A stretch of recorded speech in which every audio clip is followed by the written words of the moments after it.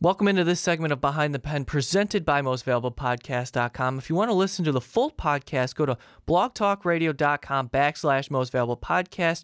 Also, we're on iTunes, so check us out there as well. Thank you all for listening as always, and enjoy the show. This podcast is brought to you by Most Valuable Podcasts, leading the league in podcasting entertainment.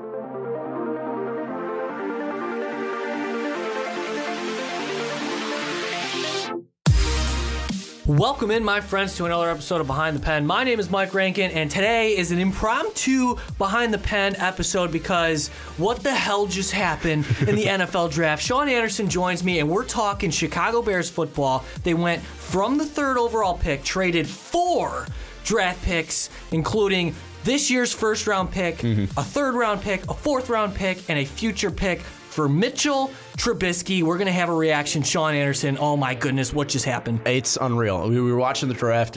Reports before the draft were saying, from Schefter at least, was saying that the Bears were going to move down. And I was, pretty pumped about that. If we're not going to get Jamal Adams, we move down. I wasn't expecting Trubisky, and I wasn't expecting a move up here. It was a shock. When we moved up, I was thinking Solomon Thomas, and I was going to be super pissed off about that one. Initial reactions, though, to the actual pick of Mitchell Trubisky is something that it's a bold move by Ryan Pace, bold in every sense of the word.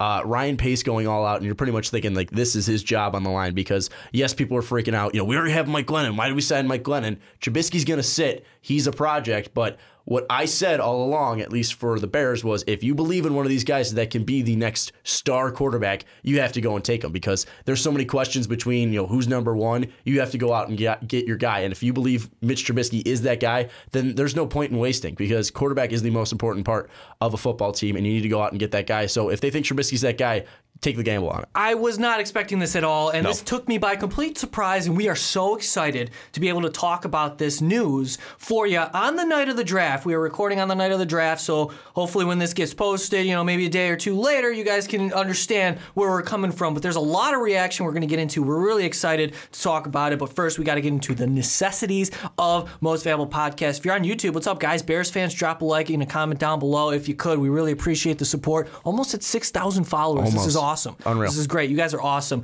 Also on blogtalkradio.com/mostvaluablepodcast, you can listen to all of our full-length podcasts there. We're Stitcher, right? We Stitcher, have iTunes, yep. Everywhere. Look us up. We're there. Also, if you can become a Patreon, patreon.com/mostvaluablepodcast. We have lapel mics. We have a green screen now. So we're trying to entertain you more so than we already do. If you can help us out in any way possible, we really do appreciate it. But all right, let's dive into this conversation, Sean, because this is a fun one. All right, so I'm going to take you through what I was going through. It's a rough ride. Absolutely. When I was watching on TV, first of all, on NFL Network, I don't know if anybody else watched on another network. You guys, I don't know what you're doing. I was doing ESPN. Trey Wingo kept talking about the damn Philadelphia crowd. It was annoying me. Oh, well, see, ESPN's the wrong choice because obviously what's going on. Anyway, I'm sitting at home in my living room next to my pops. We're relaxing, and I'm waiting for the third overall pick because I assume it's either going to be whoever's left, either Solomon Thomas or Jamal Adams. That's the mindset I had going in. Obviously, Myles Garrett, he's the first-round pick.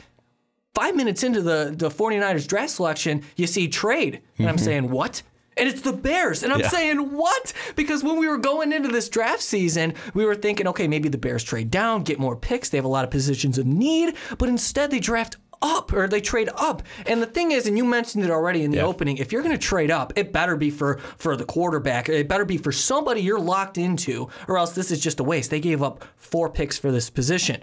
And what you said also, if it was Solomon Thomas, I'm going to boycott the Bears because the thinking there is you have 2 positions of need on the defensive end that are available at 3. Either Solomon Thomas on the line or Jamal Adams in the safety position in the secondary. Or Malik Hooker or Marcus Lattimore. But it's secondary line. Absolutely. So what happens is they're there, right? No matter what happens at 3. So when you see him get traded up and you're like, okay, are they going to take Solomon Thomas? I'm going to be pissed because they gave up a lot. Instead, it's Mitchell Trubisky, and a guy who started 13 games in college. He posted one of the most accurate seasons in college football this year. You can't knock the skill set. There's a lot of grades saying that he could translate to the NFL very well, but it's going to take a while. He's a 4th-year junior.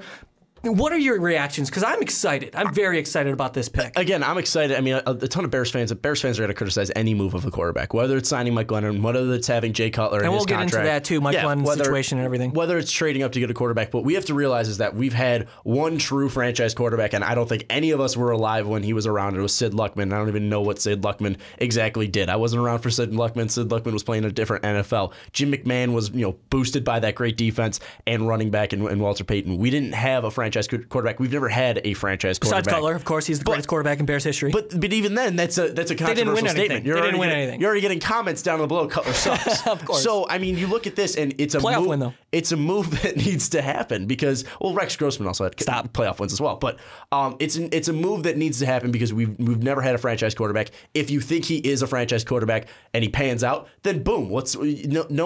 No one's going to question the move. No one's going to question the move, not taking a linebacker out of Wisconsin or whatever you're going to do in the third round. You got a franchise quarterback, and that's the biggest need in the NFL, whether you have it or not. See, I appreciate the gall of Brian Pace in this situation because he went out and got it. And I've been saying I'm behind the pen, and I wasn't expecting Trubisky. Honestly, he was my third quarterback in my head. I mean, I'm not going to say I'm an expert in the field, but Watson was one for me, and Trubisky was two. Okay, so I even ranked maybe Deshaun Kaiser higher than him, maybe because of his skill set, his size, whatever translates. Like I said, I don't know anything. I'm not Mel Kiper. But I'm sitting here thinking, there's no way Trubisky's going to go to the Bears. So the situation here was, if you're the Bears and you look at San Francisco's situation at 2, if they're going to make this trade, either San Francisco's bluffing and the Bears bought it because they're going to sit there and say, okay, we're going to take Trubisky. What do you want for the second round pick? Second overall pick. We'll give it to you, but you got to give us a load. And they did. San Francisco's making out like bandits. We're not arguing that at all. Well, and this is a tremendous risk for the Bears. One thing I want to mention about the 49ers, I mean, John Lynch, who it was a controversial signing there. It's a great start. Great start. I mean, seriously, this is your first biggest move. You trade down, you get a ton of picks to rebuild that team. So that's a smart move on the 49ers. So it's either they're bluffing or they're actually serious about taking Trubisky at 2, and the Bears have to act, and which they did, and now they have a guy. Now, I want to hold off on the Mike Glennon situation a little bit because there's a lot to say about that. Yeah. But I want to say this about Ryan Pace. I appreciate it because I haven't seen this as a Bears fan ever in my lifetime. They're a very conservative franchise, and you're sitting here, and I have to throw this out there. If you're looking at a team that's supposed to be good today, you look back at maybe 3 or 4 years ago where their draft picks stand. From the span of 2011 to 2013, they had 17 draft picks. How many do they have on this team right now? You already told me the answer. It's 1. It's 1, and it's Kyle Long. Yeah. And that's not how you win. So being aggressive in the draft, I appreciate it. And this is something, like I said, I haven't seen. So I'm ready to embrace Mitchell Trubisky, and I think he could turn into a franchise quarterback, and I truly believe that. And there's a lot of people knocking on this pick, especially since they're giving up a 3rd and a 4th this year with all the positions you need, but you're going out and getting the guy you want, and that shows a lot of guts. See, all I want to tell the Bears fans is just relax. Because the thing is that if he turns into a franchise quarterback, we're not going to remember the guys that we missed out in the 3rd round. It doesn't matter about that. It doesn't matter because if we're getting Super Bowl wins, then that's all that matters. And if he doesn't pan out, if Trubisky doesn't pan out, then it's not like we're missing a guy because you still need a quarterback. All that's going to happen is Pace is going to get fired. So it's something that, as a Bears fan, I like the idea of just going out and getting someone because we haven't had someone in so long. The last first-round quarterback we took was Rex Grossman at 22 back in 2003.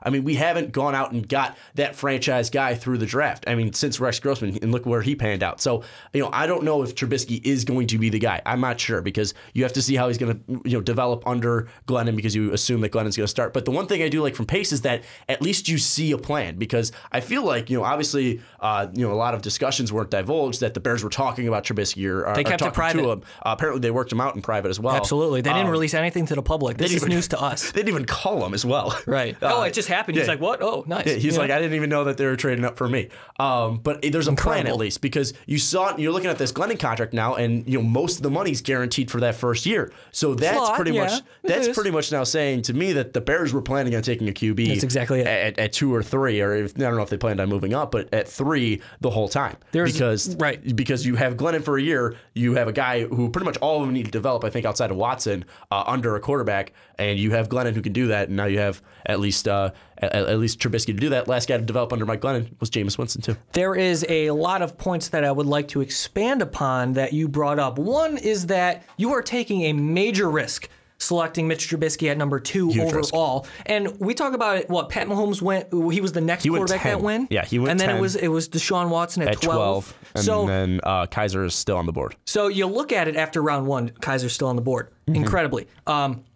Maybe not incredibly to some people, but the point is that I wanted to make, if you're going to take a quarterback this high, and you look at the past quarterbacks that haven't panned out, the guys like E.J. Manuel, Jamarcus Russell, Blaine Gabbert, Christian Ponder, if you want to talk about him going out in the later rounds, the point is in the first round, sometimes you get duds at the quarterback position. But the fact of the matter is the Bears saw enough in a guy that they went out and traded 4 draft picks to jump 1 spot to acquire him. And that's very telling for the aggressiveness of Ryan Pace, and maybe this bites him. Absolutely could kill this Bears franchise for years to come. He could be a dud. We don't know that, though. The gamble is he could turn into a franchise quarterback. And some things Bears fans have to look at, too. I mean, there's very rarely is there a draft without at least a Pro Bowler, without a guy who becomes a franchise quarterback, because usually, at least in every single draft, you get one of those guys. I think 2013 was the last time we've gotten an E.J. Manuel draft. I think before then it might have been 2008 with Bradford, or 2009 with Bradford, because Bradford really hasn't been that franchise guy. He hasn't been a guy to be able to take his team deep, but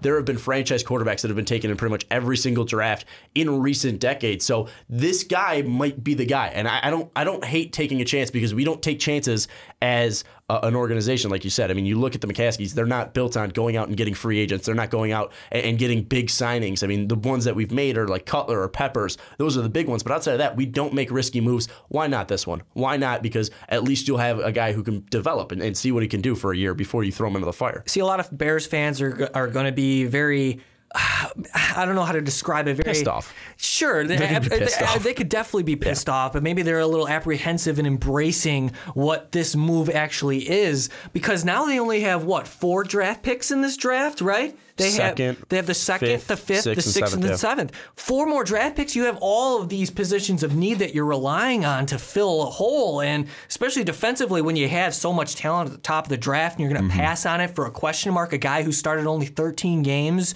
in his college career. Are you serious? Couldn't beat out 2 undrafted quarterbacks as well in his freshman and sophomore year. There are a lot of questions surrounding Mitch Trubisky, but all right, let's try and start answering them, starting with Mike Glennon and the situation with the Chicago Bears going into next year. And what you brought up was absolutely on point, and that's exactly what I'm thinking of as well, is that if you're going to go out and sign Mike Glennon, you don't give him guaranteed money. What is it, a 3-year contract? 3-year contract, $33 million? $14 million in the first year. I know that for sure. Is it like $18.5 million guaranteed, something around like that? Yeah. We don't know the specifics exactly, but we know that he's getting guaranteed money for the first year. It's been a while since he signed it. And we assume that he's just going to be a bridge quarterback who can act as a stable guy.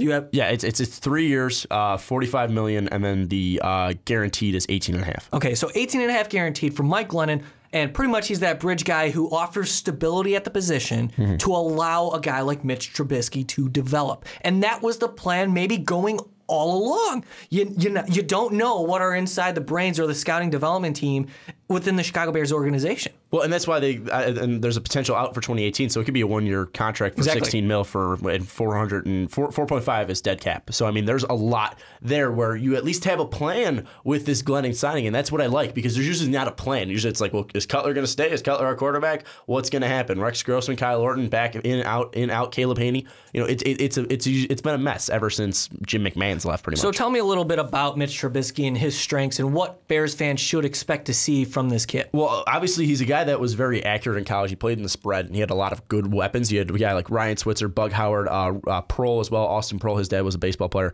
He had played in the spread, a lot of checkdowns, kind of similar, at least if you watched him, it might have been similar to a Patriots passing offense, because they do like to spread out the field. They like to go five wide receivers. They like to completely spread it out. Not saying this guy's going to be Tom Brady or anything at all, but you look at him, maybe similar comparisons. Jake Locker, he does have some athleticism like Jake Locker, the former Tennessee Titans pick, who looked decent, at least in Tennessee, but injuries really hurt him. He's a guy that's pretty mobile, for him. He doesn't have a great accurate arm, at least going deep down the field, but short routes he'll be able to do that. So at least in the first year, you're probably going to look at developing his arm strength and developing his deep ball accuracy. But one thing that really sticks out to me is leadership. My favorite quarterback's Tom Brady, and one thing he did in college was he didn't win the job outright. He didn't win the job in his senior year. Drew Henson took over for him. He had to win that job back, but he led his Michigan Wolverines to an Orange Bowl win over Alabama, going back and forth, led them down the field, and got him a game-winning drive. At least Trubisky played against Stanford this year in his bowl game, got North Carolina all the way down, scored a touchdown. His line didn't give him any protection, though, to ultimately win the game, but still led his team down the field. That was the drive that I was actually thinking of as you were, because I was trying to think, who did he do that against? And that was absolutely it. Stanford in the bowl game. And he went, what was it, 98 yards or something like 96. that, over 90 yards to put them at least within reach. That's the thing, too. When you look at Mitch Trubisky, we talked about the accuracy. He was one of the top accurate college 68% quarterbacks in the entire country. So that's something you want to give him praise for. And when you think about it, too, I was listening to this on The Score, so on 670 The Score, Chicago affiliated radio station, so I'm not going to take credit for this point. When they said, I was listening, and they said that he lost to Duke. And Duke's not really a proud football program. No. Right. But what they were saying is that Duke, the way that they attacked Trubisky was they disguised a lot of blitz schemes, and that got him in trouble. And it showed that he wasn't prepared and he wasn't able to recognize and take advantage. So that's the thing. There was a lot of growth ahead of Trubisky, and it may take a year or two. But the thing is, Pace has Glennon for that bridge. Yeah. And that's one thing, too. You look at Glennon. He's a guy that's, we've talked a lot about Glennon. He's not the guy that's going to wow you with his arm, but he's not going to be. I think he's stability. No, but what I'm saying is I look at him as stability. He's not a guy that's going to wow you in any sense. And the thing with Trubisky is he's pretty well-rounded. He's got good accuracy, not great accuracy. He's got a decent arm, but he doesn't have a great arm. He's got good mobility. He's not going to be like a Cam Newton, but he can be at least mobile in the pocket. You look at him mentally. You don't know how he's going to be able to read blitz packages, but also you look at what he was dealing with in North Carolina.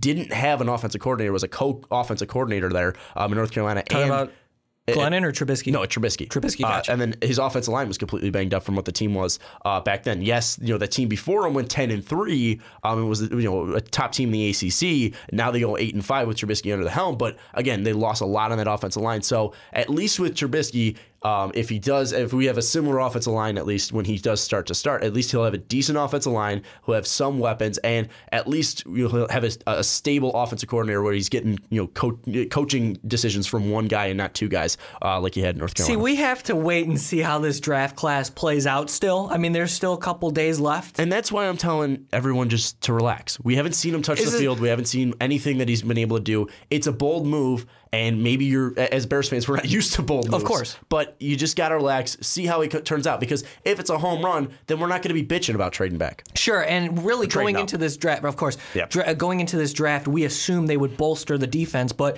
you got to remember, this is a very, very deep draft, especially around the safety, the secondary positions overall. But the thing that's a little hard to take is that they gave up a third and a fourth this year and a future pick, plus the third overall, but that's a given, for jumping to one spot. And I understand the frustration if you're a Bears fan because you're passing on Solomon Thomas, a guy who's been graded so highly by a lot of experts, along with Jamal Adams, a leader among men, literally the guy. If you're going to mold out a draft prospect in the safety position, Jamal Adams is your guy, and you passed on him. That takes a lot to do. So, again, I appreciate Ryan Pace having the confidence to pull this off. And before I write it off, and I write it off as a failure, I got to give it an opportunity. And I'm rooting like hell for this to work out because I think this is awesome. That's the thing, is we haven't seen moves. We haven't seen anything big. We saw the move for not Leonard Fournette, Floyd. What's his name? Leonard Floyd. And that's the thing, too. Ryan Pace isn't afraid to trade up. He did that for Floyd. He moved spots. up, and we see what Floyd did last year, and he looked very promising. He's starting to, absolutely develop. Obviously, we saw,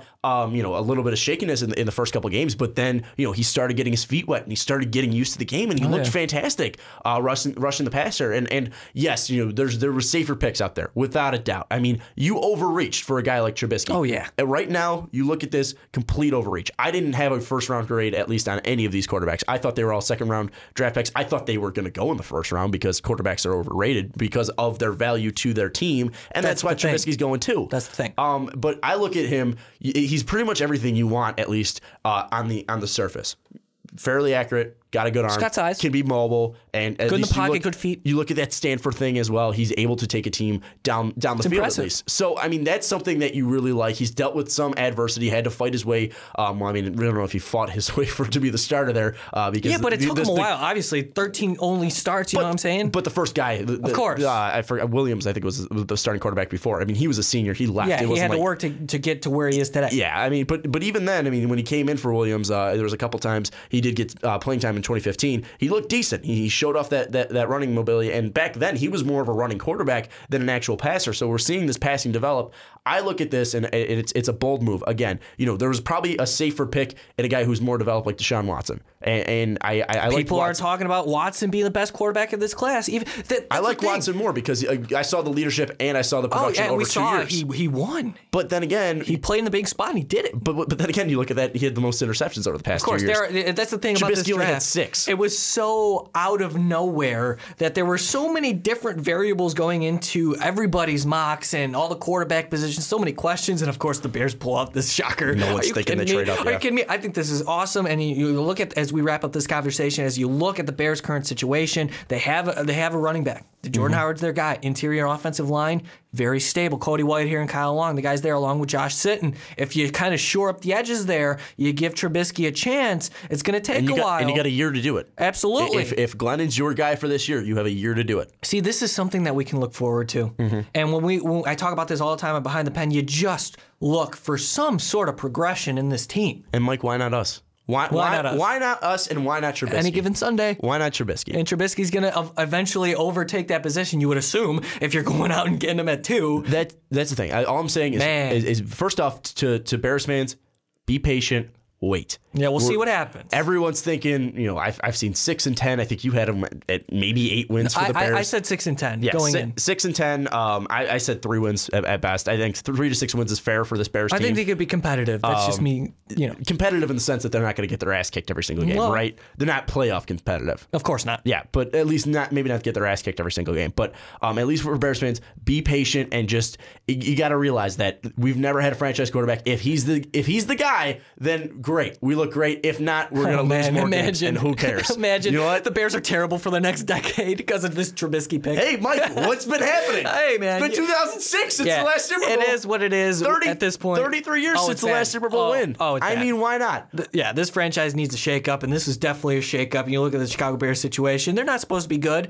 Like I said, they're supposed to be competitive, stable. This defense is starting to take shape. And again, we got to mention the remainder of this draft could be an X factor. We'll see. We'll know his mental makeup after a year in Chicago because the media's going to rip him apart without even a start. Oh, it's going to be great for the fans to be calling Trubisky's name after week 2 of the preseason. I fucking hope his first pass in the NFL is an interception because this kid's going to get roasted. That's Jay Cutler again. No, it's Rex Grossman. This is a way. Yeah, Ryan Pace is the worst. Yeah, fire Ryan Pace. Worse than Phil Emery. I'll tell you what, though. John Fox is definitely going to be on the hot seat after this season. If we don't see any progression, if it's the same story, he's going to be gone. Do you know what the biggest thing that I will blame Ryan Pace for is the fact that I would be really confident right now if Adam Gase was our fucking head coach right now. It is what it is. I mean, going in, you kind of assumed that Gase was going to sign elsewhere, but of course, in hindsight, he was the guy. And you look at Fox too. I mean, he's got to be gone after this year. We'll see. But I'm thinking he's never developed a young quarterback. He's never developed a young quarterback. That is true. You need to give Trubisky his shot, and that's not Sean what Payton? John. I fucking love it. Imagine. Fucking love it. But also, he's never developed a young quarterback as well, at least in the States, because he's gotten Drew Brees. Right, absolutely. So anyway. I do trust him. He's a great coach. But again, wrapping it up, yes. Bears fans, relax. Everything's going to be fine. We're going to suck this year. We knew we were going to suck this year. And we have a shot. We have a shot. We have a lotto ticket. Maybe our numbers will hit. Maybe number 10 will pop up, and we got it. Guys, I am so excited about this pick. I love it. I absolutely love the balls of Ryan Pace to be able to just do it. Just go out and get the guy. And the thing is, one more time, they didn't publicize any of their workouts. They didn't meet with him publicly. Everything was private. Trubisky said, they talked to the Bears, but he kept it under wraps. So this was a shock to everyone, and I think that's exactly what Ryan Pace wanted. Yeah, and one thing, too, I think we're in the minority because most Bears fans we're talking about are calling us idiots. And they're calling Ryan Pace idiots, too. I'm sure. But it is what it is, and the Bears, I can look forward to something, and I'm going to be rooting like hell for this guy, and I'm going to embrace him like open arms because Cutler's gone, so I have to find someone else, and I'm not going to give it to Mike Lennon. I'm sorry. It's not going to happen. I bought a Cutler jersey. I had a Cutler jersey. Maybe I'm going to keep off on the Trubisky jersey. Maybe tape it over. We'll see what hopefully he's number number 16. I could just put a 1 there you there. go. Put a 1 there. Anyway, at least we're not the Browns. Though hey, they look good. Absolutely. That draft was anyway. They got Peppers, Garrett, and I think they traded back in to get another guy. All right, we had to get this conversation in. Pure reaction, night of the draft. This is about a couple hours after the Trubisky move, and Bears fans, let me know what you think down below in the comments. Mike. Please share. Oh man, I'm excited to read the responses. I'm excited to see how this draft progresses. I'm excited to watch Mitch Trubisky develop as a Chicago Bears. Sean Anderson, thank you so much for jumping on in this impromptu Behind the Pen podcast. Thanks for having me, Mike. It's been so fun. It's always fun with as always. And as always, if you could subscribe to our YouTube channel, we're doing quite well for ourselves, I believe. Patreon.com/MostValuablePodcast. Also blogtalkradio.com/Behind the Pen for more content. I like to talk Bears. You guys know that. Thank you so much for listening. And as always, for Sean Anderson, we will see you all next time. Thank you guys for sticking around for this segment of Behind the Pen. If you want more Most Valuable Podcast content, click on the video up above because I don't know why you wouldn't want to keep listening to our voices every day. But again, guys, thank you all for listening. We really do appreciate you.